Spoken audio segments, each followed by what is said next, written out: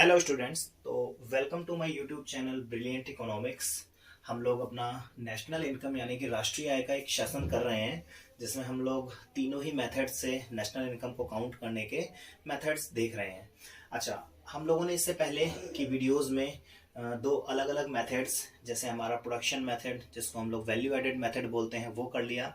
Second method हमारा income method, वो भी कंप्लीट कर लिया है। आज हम लोग last and final method of calculating national income, उसके ऊपर हम लोग डिस्कस करेंगे। तो आज हमारा जो लास्ट मेथड होता है इनकम, नेशनल इनकम को कैलकुलेट करने का, that is expenditure method. Expenditure method जो है उसको हिंदी में हम लोग व्यय विधि बोलते हैं। आप लोगों को नॉर्मल चीजों से, नाम से भी पता चल रहा होगा कि एक्सपेंडिचर मेथड में what we are going to explain. Expense का क्या मतलब होता है? एक्सपेंस का मतलब होता है बेटा किसी चीज का खर्च। तो एक इकोनॉमी में जो इनकम जनरेट होती है वो बाय एक्सपेंस भी जनरेट होती है। अब वो कैसे जनरेट होती है कि एक आदमी का जो खर्च होता है वो अदर पर्सन की इनकम होती है। तो ऑलवेज हमेशा एक का किया गया एक्सपेंस दूसरे की इनकम जनरेट करके लाएगा। तो जब हमारा एक्सपेंस हुआ तो वो दूसरे की इनकम में भी काउंट होगा। तो अब ये जो हमारा इनकम का पार्ट होता है, इस पार्ट को हम लोग एक्सपेंडिचर मेथड के थ्रू काउंट करते हैं। एक्सपेंडिचर मेथड भी one of the easiest methods में से एक है नेशनल इनकम को काउंट करने के लिए। इसमें बहुत ज्यादा टर्म्स नहीं होती हैं, कुछ गिनी चुनी 4 या 5 टर्म्स होती हैं। उन 4 और 5 टर्म्स को अगर आप लोग काउंट कर लेते हो तो आप लोगों को सीधी सीधी डोमेस्टिक इनकम यानी कि जीडीपी एट एमपी मिल जाती है। जैसे ही आप वहां पर उनको जीडीपी एट एमपी में 3 अदर एंट्रीज करते हैं, आप पहुंच जाते हैं अपने नेशनल इनकम के कॉन्सेप्ट पर। तो आज हम लोग एक बार देख लेते हैं कि किस तरीके से हम लोग कौन कौन सी चीजें ऐड करेंगे। देखिए, इसमें जो सबसे पहला हमारा मेथड आता है, उस जो एक्सपेंडिचर मेथड है, उसमें हम लोग कौन कौन सी टर्म्स को काउंट करेंगे। तो देखो बेटा, आप लोगों को हमेशा कई बार क्वेश्चंस में अंतिम उपभोग व्यय या फिर जिसको हम लोग बोलते हैं फाइनल कंजम्पशन एक्सपेंडिचर दिया हुआ होता है। अगर तो फाइनल कंजम्पशन एक्सपेंडिचर, अब ये होता क्या है? फाइनल का मतलब आपने किसी भी चीज को परचेज करने के लिए जो लास्ट अमाउंट पे किया है वो आपका फाइनल कंजम्पशन एक्सपेंडिचर होता है। हम लोगों ने इसी चैप्टर में पहले पढ़ा था कि there are 2 type of expenditures. एक तो होता है इंटरमीडिएट एक्सपेंस, दूसरा होता है फाइनल एक्सपेंस। इंटरमीडिएट एक्सपेंस हमेशा ये वो एक्सपेंस होते हैं जो हमारे किसी प्रोडक्ट को आगे मैन्युफैक्चर करने के लिए यूज में लाए जाते हैं। लेकिन फाइनल कंजम्पशन क्या होता है? इसमें कोई भी अपग्रेडेशन पॉसिबल नहीं होती है। फाइनल कंजम्पशन जो होते हैं हमारे, ये 2 तरीके के होते हैं, जिसमें सबसे पहला होता है निजी अंतिम उपभोग व्यय, जिसको हम लोग प्राइवेट फाइनल कंजम्पशन एक्सपेंडिचर बोलते हैं। अब ये निजी अंतिम उपभोग व्यय होता क्या है? निजी का मतलब बेटा प्राइवेट, प्राइवेट का मतलब होता है ये कोई भी परिवार वर्ग यानी कि हम लोगों के हाउस होल्ड सेक्टर जो होता है वो अपने प्राइवेट खर्चों के ऊपर जो भी खर्च करता है वो सारा का सारा आपका निजी अंतिम उपभोग व्यय या फिर प्राइवेट फाइनल कंजम्पशन एक्सपेंडिचर में आता है। फॉर एग्जांपल, एक कंज्यूमर है, वो अपने खाने पीने के लिए राशन लेकर के आया, उसके ऊपर जो खर्च किया that will be counted under private final consumption. और वो कार लेकर के आया, एसी लेकर के आया, वो कोई भी चीज लेकर के आया, फाइनल रूप में उसी ने यूज करी, उसका उसने कोई भी इंटरमीडिएरी यूज नहीं किया। तो आप लोगों को बस ये डायरेक्टली कई बार चीजें दे देते हैं, इसमें आपको ज्यादा कुछ भी समझना नहीं होगा। वहां डायरेक्टली दे देंगे कि निजी अंतिम उपभोग व्यय, इसका मतलब क्या है? प्राइवेट सेक्टर ने जो भी आपका कंजम्पशन किया है वो कंजम्पशन इसके अंडर काउंट होगा।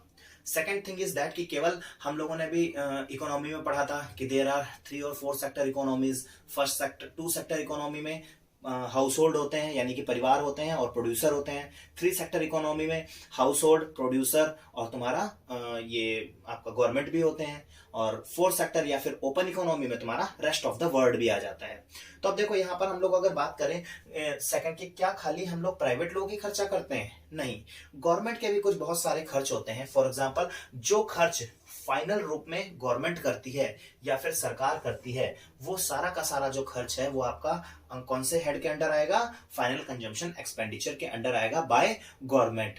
अब फॉर एग्जांपल बेटा, गवर्नमेंट को अपने एम्प्लॉयज की सैलरी को डिस्ट्रीब्यूट करना है। अब उन सैलरी को डिस्ट्रीब्यूट करने के लिए गवर्नमेंट ने जो भी पैसा खर्च किया that will B cover under government financial final consumption expenditure. Government ने लोगों को मुफ्त में वैक्सीनेशंस लगवाई हैं, अभी लोगों को तो वो फ्री में मिली हैं, लेकिन क्या वो गवर्नमेंट का खर्चा नहीं हुआ? गवर्नमेंट का खर्चा हुआ। तो कोई भी चीज गवर्नमेंट अगर खर्च कर रही है that will be considered under the part of government final consumption expenditure. Government अगर खर्चा करती है तो सरकारी अंतिम उपभोग है, प्राइवेट के लोग जो खर्चा करते हैं वो तुम्हारा आ जाएगा या निजी अंतिम उपभोग है। अब देखो मेन समझने वाली बात क्या होती है कि कई बार क्वेश्चंस में आप लोगों को डायरेक्टली ये वाली वैल्यू दे देंगे। अगर तो आपको डायरेक्टली ये अंतिम उपभोग व्यय वाली वैल्यू दे दें तब तो सिर्फ और सिर्फ आपको ये ही कवर करना है। और अगर तो आपको निजी अंतिम उपभोग व्यय दे दें और ये सरकारी अंतिम उपभोग व्यय दे दें तो आप इसको भी कंसिडर करोगे और इस वाले पार्ट को भी कंसिडर करके चलोगे। ये आप लोग हमेशा ध्यान रख लेना। ये वाला हेड बड़ा होता है क्योंकि इसके अंडर ये दोनों ही पार्ट आते हैं। मोस्ट ऑफ द केसेस में आपके ये दोनों अलग अलग ये आप लोगों को दिए हुए होते हैं। अभी हम लोगों को एक्सपेंडिचर मेथड में बहुत ज्यादा चीजें ऐड नहीं करनी होती हैं, 3 या 4 चीजें ही ऐड करनी होती हैं। तो जिसमें से सबसे पहली चीज, अगर हम लोगों को डायरेक्टली फाइनल कंजम्पशन एक्सपेंडिचर दिया होगा तो आपको सीधा सीधा फाइनल कंजम्पशन एक्सपेंडिचर ऐड करना है। अदरवाइज आपके पास में यहां पर जोड़ने के लिए हैं 2 चीजें, जिसमें पहली चीज है आपकी निजी अंतिम उपभोग व्यय और second one is government final consumption expenditure. तो ये 2 चीजें आप लोग ऐड कर दोगे। इसके बाद हमारा और कौन सी चीजें ऐड होती हैं वो हम लोग नेक्स्ट स्लाइड में एक बार डिस्कस कर लेते हैं। चलो बेटा, अब हम लोग देख लेते हैं। जो सबसे पहली चीज हम लोगों ने जोड़ी थी वो फाइनल कंजम्पशन था, जो गवर्नमेंट भी करती है और प्राइवेट भी करती है। अब सेकंड नंबर पर हमारा आ जाता है बेटा, वो होता है ग्रॉस डोमेस्टिक कैपिटल फॉर्मेशन, जिसको हम लोग सकल घरेलू पूंजी निर्माण के नाम से जानते हैं।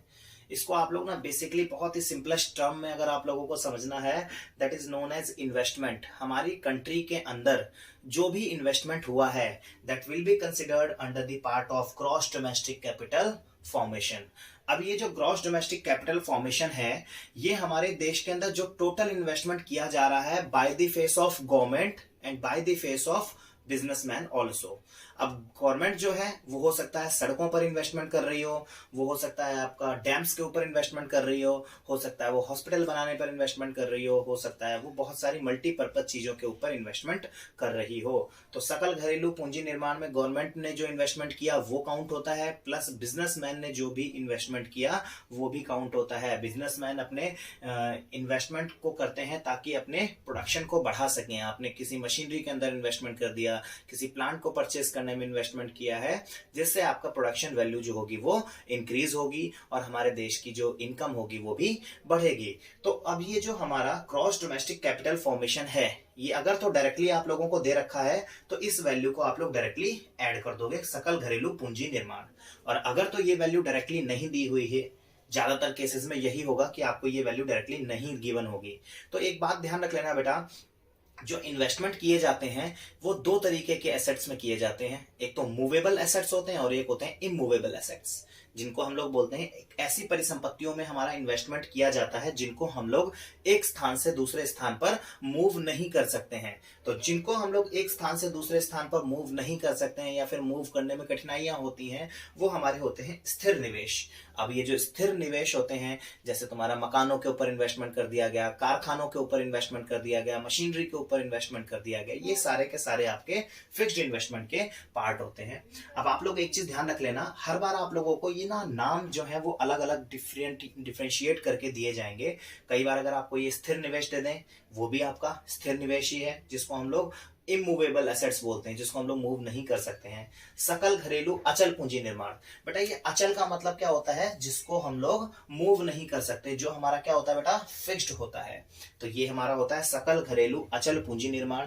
अचल का मतलब स्थिर ही होता है, तो कई बार यही जो सेम चीज है वो सकल घरेलू स्थिर पूंजी निर्माण के नाम से आती है, कई बार तुम्हारा सकल घरेलू अचल पूंजी निर्माण के नाम से आती है। इंग्लिश में दोनों ही टर्म सेम है। देखो बेटा, gross domestic fixed capital formation, gross domestic fixed capital formation. Hindi में 2 अलग अलग मीनिंग्स आ जाते हैं हमारे, अचल और स्थिर, लेकिन दोनों का नाम का मीनिंग जो है वो एग्जैक्टली सेम है, तीनों का ही सेम है। स्थिर का मतलब इमूवेबल।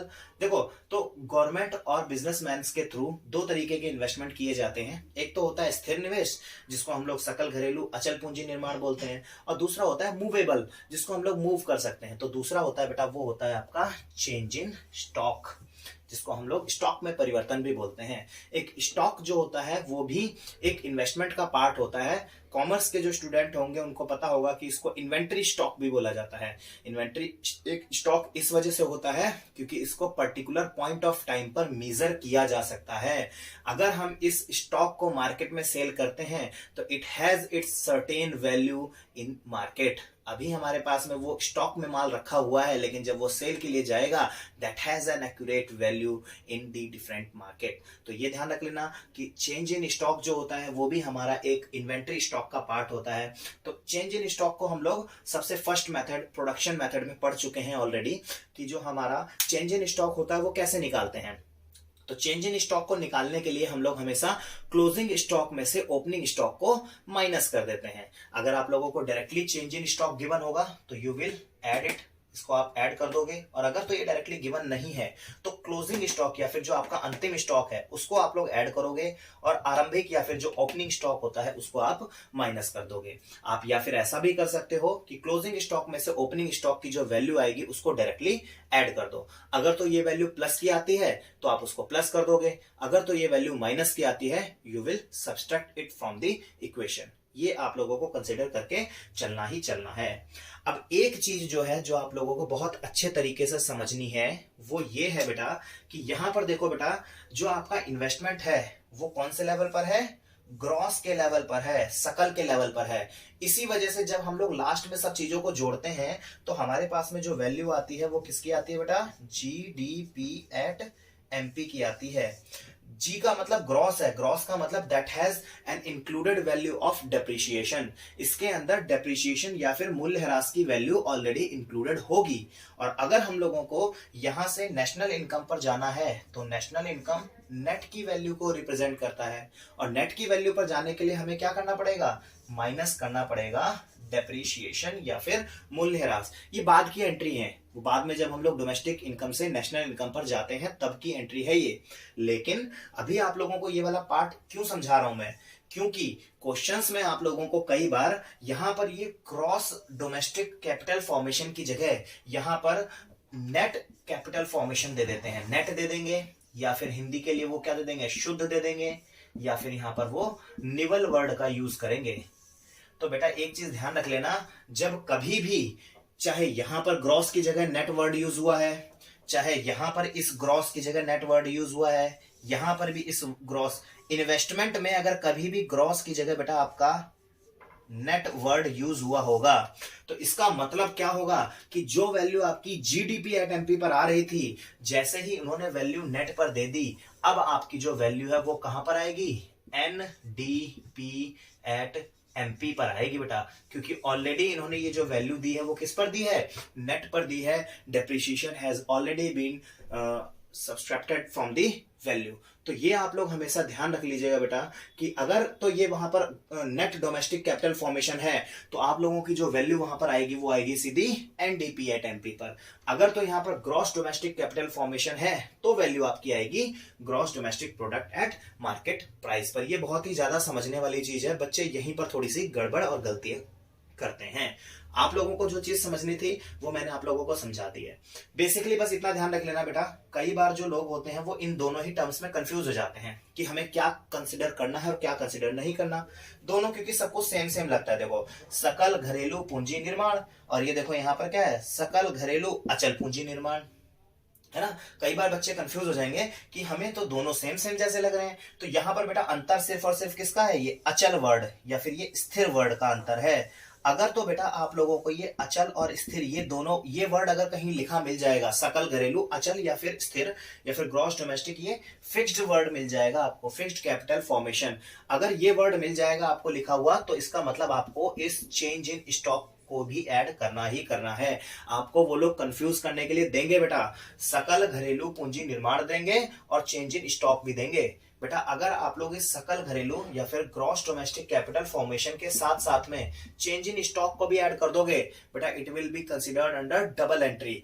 आपकी इस वैल्यू के अंदर चेंज इन स्टॉक की वैल्यू ऑलरेडी इंक्लूडेड है। आप लोगों को उसके बाद अगर ये गिवन है वैल्यू, अगर इसमें स्थिर वर्ड गिवन नहीं है तो ही आप इस चेंज इन स्टॉक को ऐड नहीं करोगे। अगर तो ये स्थिर या फिर ये जो फिक्स्ड वर्ड गिवन है, यू विल एड इट या फिर you will add change in stock this value. आप इस वैल्यू को हमेशा ऐड करके चलोगे अगर फिक्स्ड कैपिटल फॉर्मेशन गिवन है तो दो चीजें समझने वाली थी यहां पर, क्योंकि यहीं पर बच्चे फंसते हैं। पहली चीज ये है कि अगर तो वैल्यू यहां पर ग्रॉस पर दी है तो आपकी जो डोमेस्टिक इनकम निकलेगी वो जीडीपी एट एमपी पर निकलेगी। अगर तो यहां पर ये ग्रॉस की वैल्यू की जगह यहां पर ये नेट डोमेस्टिक कैपिटल फॉर्मेशन या फिर net domestic fixed capital formation दिया होगा तो आपकी जो वैल्यू होगी वो एनडीपी एट एमपी पर निकलेगी। ये चीज समझने वाली है। दूसरी चीज समझने वाली क्या है कि अगर आप लोगों को यहां पर gross domestic fixed capital formation दिया है तो आप लोगों को चेंज इन स्टॉक भी ऐड करना पड़ेगा। अगर तो आप लोगों को ये gross domestic capital formation directly दे रखा है तो neither you have to add fixed investment nor you have to add change in stock. आपको इन दोनों को ही डिनाई कर देना है। कई बार क्वेश्चंस में आपको ये तीनों ही वैल्यूज गिवन होंगी, यू हैव टू एडिक्ट दिस वैल्यू, आपको यही वैल्यू का एडिक्शन लेकर के चलना है। तो इस वाले पार्ट के लिए हम लोग समझ जाते हैं कि दो पार्ट हम लोगों ने पहले वहां पर जोड़े थे, जिसमें हमारा क्या आ गया था, निजी अंतिम उपभोग व्यय, दैट इज आपका private final consumption expenditure, and second one is government final consumption expenditure, third one is gross domestic fixed capital formation, and fourth one is change in stock. एक फिफ्थ टर्म भी हमारी आ जाती है, वो होती है हमारी शुद्ध निर्यात या फिर हम लोगों का नेट एक्सपोर्ट बोलते हैं। उसको हम लोग नेक्स्ट में कर लेते हैं। इसको आप लोग अच्छे तरीके से नोट कर लीजिए बेटा। तो चलो बेटा, अब हम लोग लास्ट पॉइंट डिस्कस कर लेते हैं एक्सपेंडिचर मेथड का, जिसमें हमारा शुद्ध निर्यात ऐड होता है। तो जितने भी टर्म्स हम लोग ऐड करते हुए आ रहे हैं उन सभी टर्म्स के बाद में लास्ट अगर हम लोग टर्म ऐड कर देते हैं नेट एक्सपोर्ट की। नेट एक्सपोर्ट का मतलब क्या होता है आपका शुद्ध निर्यात। शुद्ध निर्यात की वैल्यू आप लोगों को डायरेक्टली गिवन होगी। अगर आप लोगों को डायरेक्टली गिवन है तो आप लोग इसको सीधा सीधा ऐड कर दोगे। अगर तो ये वैल्यू गिवन नहीं है, ज्यादातर केसेस में नहीं गिवन होती है, तो आप लोगों को क्या एक्सपोर्ट गिवन होगा और इंपोर्ट भी गिवन होगा।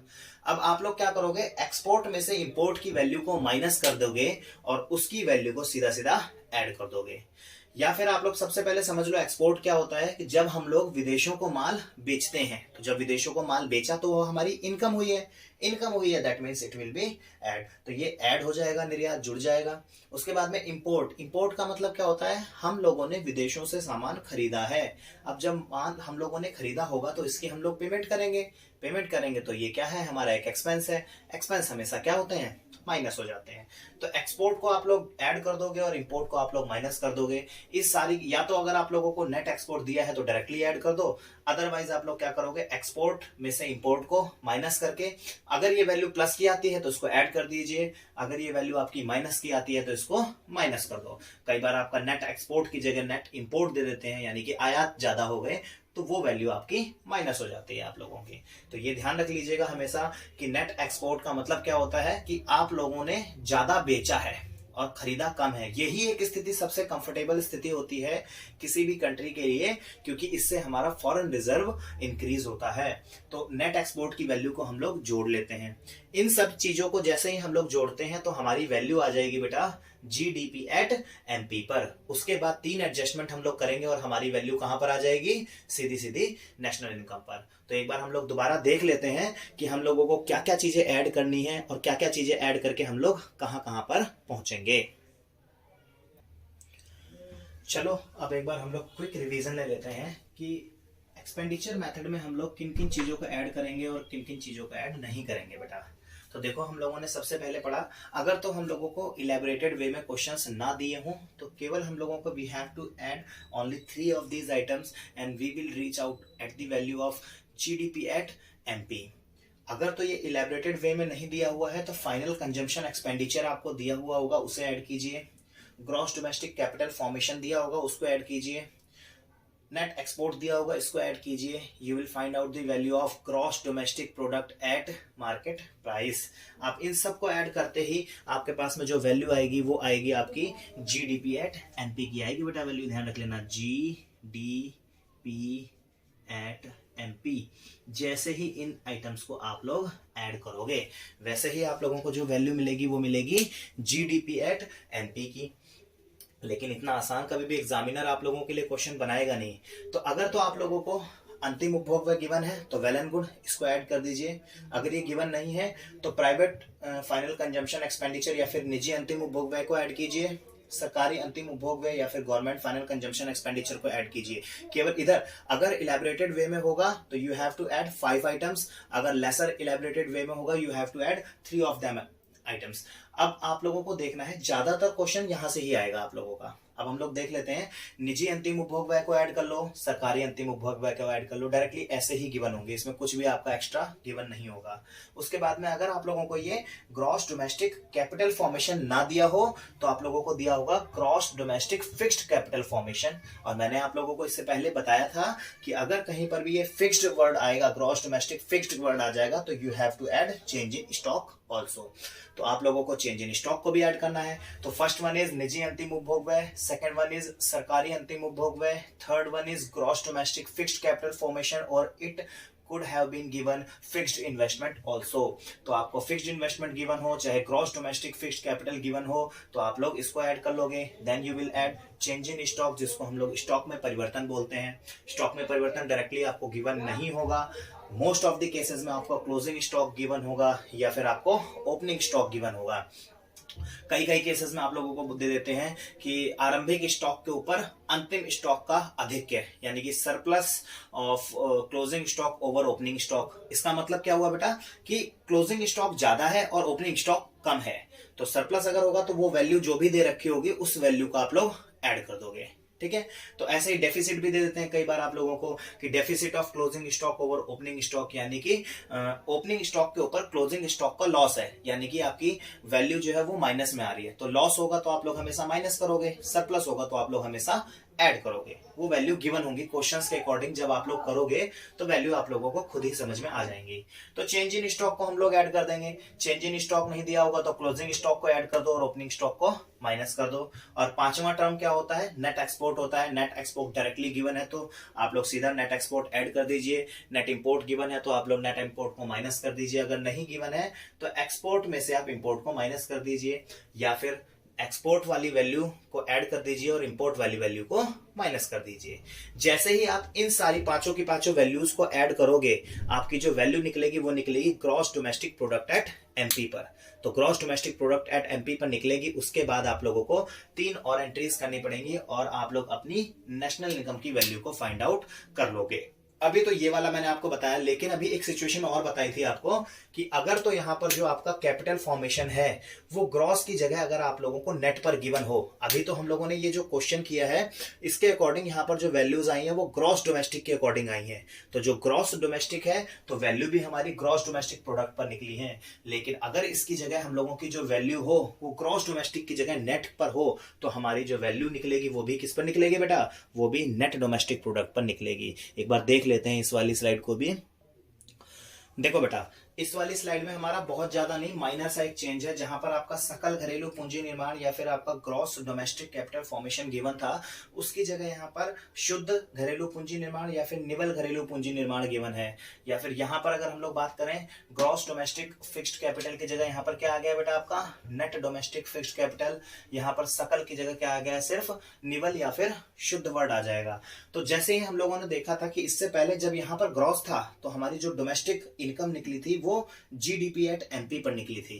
और अब अगर हम लोग बात करेंगे कि यहां पर नेट पर वैल्यू आई है तो हमारी जो डोमेस्टिक वैल्यू आई है डोमेस्टिक इनकम की, वो भी net domestic product at market price पर आई है। सिर्फ इतना सा आप लोगों को अपने दिमाग में हमेशा लेकर के चलना होगा। अगर ये कॉन्सेप्ट लेकर के चलोगे कभी भी ये क्वेश्चन गलत नहीं होगा। ये क्वेश्चन जो बच्चे गलत करते हैं सिर्फ इसी लेवल पर आकर के गलत करते हैं कि वो लोग हमेशा वैल्यू को जीडीपी एट एमपी पर ही काउंट करते हैं।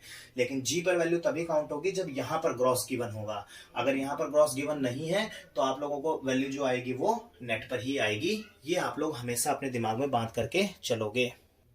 अब देखो बेटा, अभी हमारे पास में मान लो ये 5 चीजें थी, निजी अंतिम उपभोग व्यय यानी कि private final consumption expenditure, government final consumption expenditure, सरकारी अंतिम उपभोग व्यय। फिर यहाँ पर है आपका निवल घरेलू या फिर शुद्ध घरेलू आपका पूंजी निर्माण या फिर स्थिर निवेश आया है। वैल्यू शुद्ध पर है यहाँ पर, तो यहाँ पर हम लोगों को जो डोमेस्टिक इनकम मिलेगी, जो हमारी घरेलू आय है, वो भी हमें कहाँ पर मिलेगी, नेट पर ही मिलेगी हमें। उसके बाद में चेंज इन स्टॉक को ऐड किया और आपने लास्ट में शुद्ध निर्यात को ऐड कर दिया।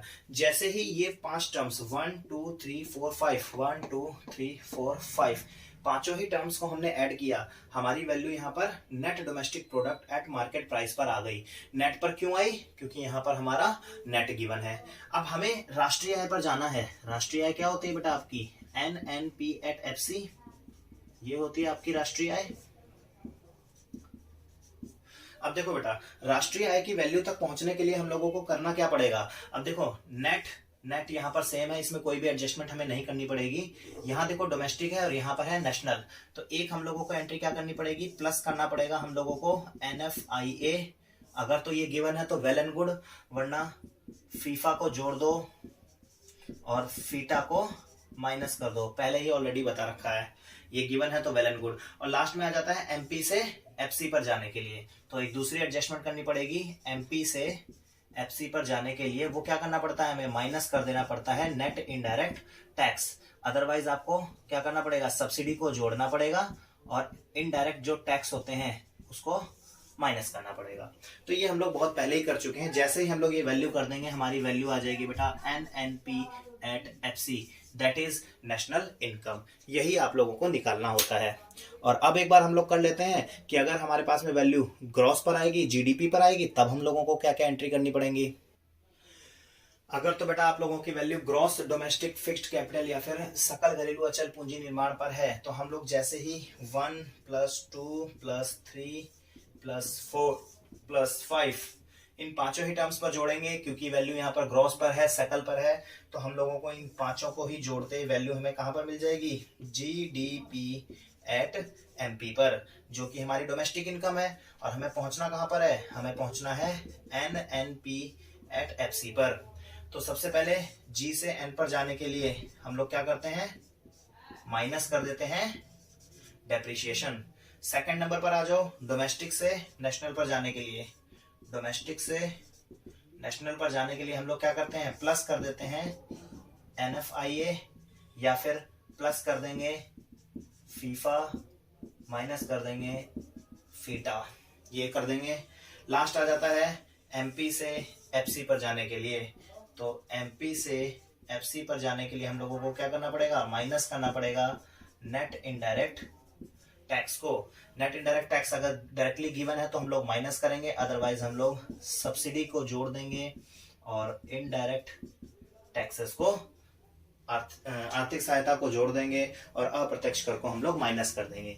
ये हम लोग पहले की क्वेश्चंस में कर चुके हैं। तो सिंपल आप लोगों को इतना अच्छे तरीके से अपनी कैलकुलेशंस को स्ट्रॉन्ग करके चलना है कि कहाँ पर किस तरीके से क्वेश्चन आएगा और आपको किस तरीके से क्वेश्चन को जज करना है। अब हम एक आधा क्वेश्चन कर लेते हैं और देख लेते हैं कि क्वेश्चन किस तरीके से आते हैं। अब बेटा ये वाला हम लोग एक क्वेश्चन कर लेते हैं, जिसमें देखो हम लोगों को gross domestic fixed capital formation given है 400 का। यानी कि देखो अभी मैंने आपको बताया था क्वेश्चन में GDP एट, यहाँ पर देखो gross domestic fixed capital formation given है। तो पहली चीज तो यहाँ पर ध्यान रख लो कि अगर तो यहाँ पर ये फिक्स्ड वर्ड यूज हुआ है, इसका मतलब इसके साथ में हम लोगों को चेंज इन स्टॉक भी ऐड करना है।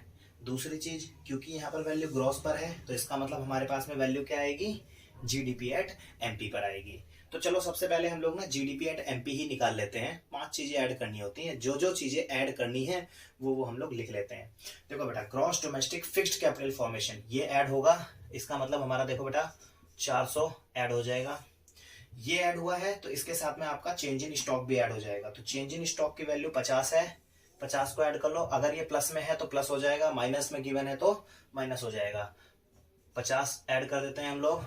उसके बाद में आप लोग देख लेते हैं प्राइवेट फाइनल कंजम्पशन एक्सपेंडिचर, ये ऐड हो जाएगा आपका 8000। उसके बाद में गवर्नमेंट फाइनल कंजम्पशन एक्सपेंडिचर, ये भी ऐड हो जाएगा आपका 3000। उसके बाद में आप लोग देख लेते हैं हम कंजम्पशन ऑफ फिक्स्ड कैपिटल। अभी इसमें डेप्रिसिएशन का, इसको डेप्रिसिएशन बोलते हैं, अभी इसमें डेप्रिसिएशन का कोई भी काम नहीं है क्योंकि डोमेस्टिक इनकम निकाल रहे हैं, अभी छोड़ देंगे उसको। नेट इनडायरेक्ट टैक्सेस, इसको नेशनल इनकम पर जाने के लिए यूज करते हैं, अभी छोड़ देंगे। नेट एक्सपोर्ट, इसको डोमेस्टिक इनकम के लिए यूज करते हैं हम लोग एक्सपोर्ट मेथड में, एक्सपेंडिचर मेथड में।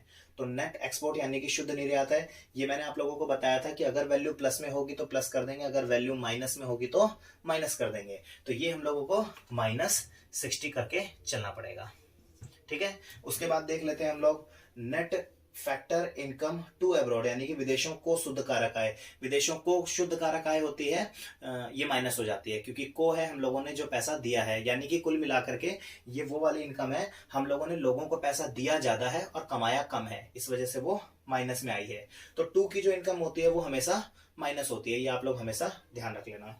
चलो, तो इसकी भी एडजस्टमेंट बाद में करेंगे। Net current transfer from abroad, national income निकालते समय ध्यान रख लेना बेटा, कोई भी चालू हस्तांतरण या फिर हस्तांतरण ट्रांसफर इनकम कभी भी काउंट नहीं होती है, उसको हटा दो, ये काउंट ही नहीं होगा आपका। लास्ट में आ जाता है आपका डिविडेंड। डिविडेंड आपका क्या होता है, ये आपके लाभांश होते हैं बेटा, लाभांश आपके इनकम मेथड में काउंट होते हैं, तो इस वाले मेथड में कभी भी आपके लाभांश काउंट होंगे ही नहीं। तो आप हम लोग देख लेते हैं बेटा कि हमारे पास में इन सबको जैसे ही हम लोग ऐड करते हैं, इसको ऐड करने के बाद में हमारे पास में वैल्यू क्या बचती है। तो एक बार ऐड वाले को ऐड कर लेते हैं हम लोग। देखो, माइनस वाले को 60 को माइनस वाले को बाद में रख लेंगे, पहले ऐड कर लेते हैं। 0 8 9 10 11 11,400, ये बचा बेटा आपके पास में 11,450, और प्लस इसमें ये -60 वाली जो वैल्यू थी वो भी डाल दो, -60 क्योंकि ये शुद्ध एक्सपोर्ट था, प्लस करके बाद में माइनस कर देते हैं। तो हमारे पास में क्या बचता है बेटा, 11,390। ये वैल्यू हमारी बची किसकी, जीडीपी एट एमपी की। चलो, ये एक वैल्यू आ गई हमारे पास में जीडीपी एट एमपी की। अगर तो हम लोगों से जीडीपी एट एमपी पूछा है तो 11,390 आ गई हमारे पास में वैल्यू। अब अगर मान लो हम लोगों से ये पूछ लें कि जीडीपी एट एमपी की जगह अब हम लोगों को जीडीपी एट एफसी निकालना है, तो एमपी से एफसी पर जाने के लिए हम लोगों को क्या करना पड़ता है बेटा, एमपी से एफसी पर जाने के लिए हम लोगों को माइनस करना पड़ता है शुद्ध अप्रत्यक्ष कर, नेट इनडायरेक्ट टैक्सेस। जैसे ही माइनस कर देंगे वैल्यू पहुंच जाएगी आपकी जीडीपी एट एफसी पर। तो नेट इनडायरेक्ट टैक्सेस आपके कहां दे रखे हैं, ये दे रखे हैं बेटा, देखो 100 दे रखे हैं। तो इस वाली वैल्यू में से 11,390 में से माइनस कर दो 100, तो वैल्यू क्या आ जाएगी आपकी 11,290। ये वैल्यू हो जाएगी आपकी जीडीपी एट एफसी की। तो ये एफसी पर एमपी से एफसी पर आ गए। अब आपको जो जो एडजस्टमेंट वो बोले वो एडजस्टमेंट आप लोग करते चले जाओ। अब हमारे पास में दो वैल्यूज आ गई, जीडीपी एट एमपी की आ गई वैल्यू 11,390, जीडीपी एट एफसी की वैल्यू आ गई हमारे पास में 11,290। अब मान लो अगर आप लोगों को इसी सेम क्वेश्चन में वो लोग ये बोलते हैं कि अब आप लोग निकालो बेटा जीडीपी एट एमपी की जगह, देखो जीडीपी एट एमपी आपका आ गया था 11,390, जीडीपी एट एमपी 11,000 हमारा 390 आया था। अब इस वैल्यू से अगर हम लोगों को पहुंचना है मान लो कहां पर, एनएनपी एट एफसी पर पहुंचना है, तो 3 एडजस्टमेंट करनी पड़ेंगी हमें, माइनस डेप्रिसिएशन प्लस एनएफआईए। अगर तो एनएफआईए गिवन है तो प्लस हो जाएगा, अगर विदेशों को कारक आय है तो माइनस हो जाएगा, ठीक है। तो उसके बाद में माइनस कर दो नेट इनडायरेक्ट टैक्सेस को, ये तीनों की तीनों चीजों को ऐड ऑन कर देंगे, हमारे पास में वैल्यू आ जाएगी। तो देखो बेटा 11,390 माइनस कर दो डेप्रिसिएशन, डेप्रिसिएशन यहां पर गिवन है आपका कंजम्पशन ऑफ फिक्स्ड कैपिटल, इसको डेप्रिसिएशन बोलते हैं, माइनस कर दो बेटा 40, उसके बाद में प्लस एनएफआई। लेकिन बेटा यहाँ पर एनएफआई नहीं गिवन है, यहाँ पर गिवन हुआ है आपको net factor income to abroad, यानी कि विदेशों को शुद्ध कारक आय। तो शुद्ध कारक आय क्या होती है आपकी बेटा, माइनस हो जाती है माइनस ऑफ माइनस का 80, तो अल्टीमेटली वो जाकर के बेटा क्या हो जाएगा आपका प्लस ही हो जाएगा, क्योंकि ये माइनस है, ये वैल्यू ऑलरेडी माइनस में गिवन है, तो माइनस माइनस प्लस हो जाएगा आपका। उसके बाद में आप लोग देख लो नेट इनडायरेक्ट टैक्सेस, तो नेट इनडायरेक्ट टैक्सेस की वैल्यू कितनी दे रखी है, 100 दे रखी है, ये भी माइनस हो जाती है, -100। अब जो जो वैल्यूज प्लस माइनस में एक बार हम लोग कर लेते हैं, इक्वल टू में देखो बेटा 11,390 माइनस 40, माइनस माइनस हो गया प्लस 80, फिर -100। तो आपके पास में जो लास्ट में जो वैल्यू बचती है, देखो माइनस माइनस को एक साथ कर लेते हैं हम लोग और प्लस प्लस को एक साथ कर लेते हैं, तो 11,390 माइनस 140 प्लस में आपका 80। तो हमारे पास में जो लास्ट में एनएनपी एट एफसी की जो वैल्यू बचती है वो हमारे पास में बच जाती है सीधी सीधी 11,330 की, 11,330। तो ये हमारी लास्ट में जो वैल्यू आई, ये हमारी वैल्यू आ गई सीधी सीधी एनएनपी एट एफसी की वैल्यू आ गई। आप लोगों को क्वेश्चन इसी तरीके से सॉल्व करने हैं, क्या क्या चीजें लेकर के चलनी है, क्या क्या चीजें छोड़ करके चलनी है, ये सब चीजें आप लोगों को हमेशा ध्यान रखनी है।